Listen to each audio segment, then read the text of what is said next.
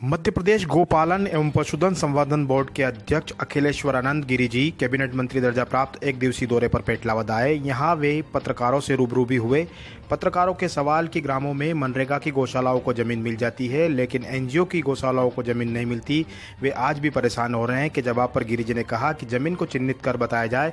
इसके साथ ही समय आ गया है कि गौवंश को शिफ्ट भी किया जाए। उन्होंने और क्या कुछ कहा, आप भी सुनिए। अब सवाल आता है कि जो एनजीओज की गौशालाएं वो कहाँ चल रही हैं। अगर ग्राम पंचायत लेवल पर चल रही है तो उनको भूमि मिल सकती है बड़े आराम से, गोचर भूमि जहाँ जहाँ उपलब्ध है।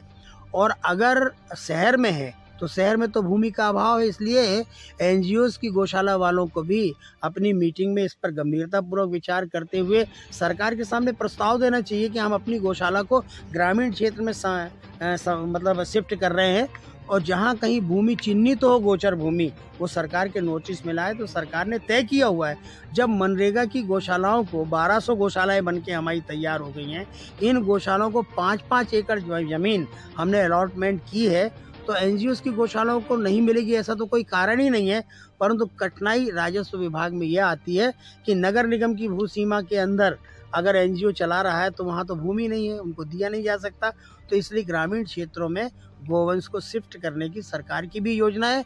एनजीओ को भी अपना मन कड़ा करके ये आग्रह नहीं करना चाहिए कि हमको ज़मीन शहर में ही मिले, गांव में जरूर ज़मीन मिलेगी। मैं एक उदाहरण दे रहा हूँ, हमने तो चरनोई भूमि विकास मिशन का सुझाव बोर्ड को दिया है और वो उस पर अधिकारी इस समय कार्रवाई कर रहे हैं।